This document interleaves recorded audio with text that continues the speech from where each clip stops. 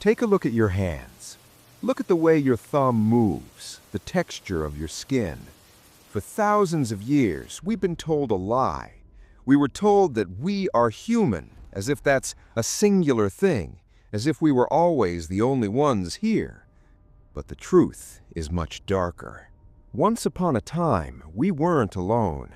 We shared this planet with at least 7 other types of humans. They were smart, they were strong, they had cultures, tools, and souls.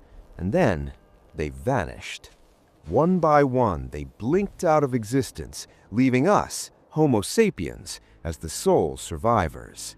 The question isn't just how they died. The question is, did we kill them? Today, we're opening the ultimate cold case, the true crime of evolution. To understand the crime, you have to know the victims. 100,000 years ago, Earth was like a real-life Lord of the Rings. In Europe, in the Middle East, you had the Neanderthals.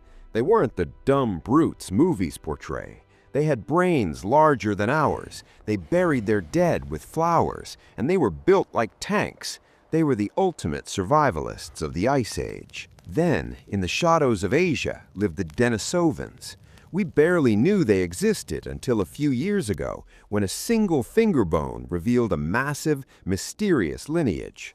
On the island of Flores, there was Homo floresiensis, the Hobbits, real-life tiny humans barely 3 feet tall who hunted giant storks and miniature elephants. Add in Homo erectus, the long-lived masters of fire, and Homo naledi, the star climbers of South Africa. There were 8 of us, 8 different ways to be human. It was a crowded, vibrant world. So why does the room feel so empty now? For a long time, scientists thought these other humans just died out because they couldn't handle the weather or were less evolved. But the evidence tells a different story. When Homo sapiens left Africa, we didn't find an empty world. We found neighbors. And we know exactly what happened when we met them, because their ghosts are still inside us. DNA testing has proven that we didn't just walk past the Neanderthals or the Denisovans, we interacted with them. If you're of European or Asian descent, about 2% of your DNA is Neanderthal. If you're from Melanesia, you carry Denisovan blood. But don't let that romantic idea fool you. In the animal kingdom, when 2 top predators occupy the same space, only one survives. We were competing for the same caves, the same mammoths, and the same water. And history shows that Homo sapiens are not very good at sharing. Here is where the true crime begins. Everywhere Homo sapiens arrived, the other humans disappeared shortly after.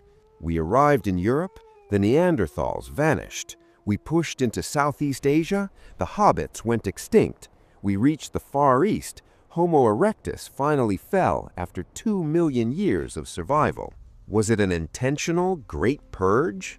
Some archaeologists argue it wasn't a bloody war, but a slow-motion genocide. We were slightly better at organizing. We had better projectile weapons. We could hunt from a distance, while Neanderthals had to wrestle their prey up close. We didn't have to kill them with spears. We just had to take their food. We crowded them out. We pushed them into the harshest, most barren corners of the world until they simply stopped having children. We didn't just outsmart them. We outcompeted them until they starved in the dark. Have you ever wondered why we have the Uncanny Valley effect? That weird, skin-crawling feeling when something looks almost human but not quite? Psychologists think that fear is an evolutionary leftover. You don't develop a fear like that for no reason. It suggests that at some point in our past, there was something that looked like us, talked like us, and hunted like us, but it was different. And our ancestors learned that if you saw something that looked almost human, you should run, or you should kill it. We are the only ones left because we were the most dangerous species in the room. We are a planet of orphans. We look in the mirror and see the winner of a 2-million-year war, but in our blood, we carry the fragments of the brothers and sisters we lost. or destroyed. The next time you feel a chill in the woods or a sense of loneliness in the vastness of nature, just remember, it wasn't always this way. We used to have company. If you could bring back one other human species, which one would it be? The powerful Neanderthal or the mysterious Hobbit? Let me know in the comments. And if you want to keep exploring the darker side of our ancient past, hit that subscribe button. The journey through primeval life is just beginning.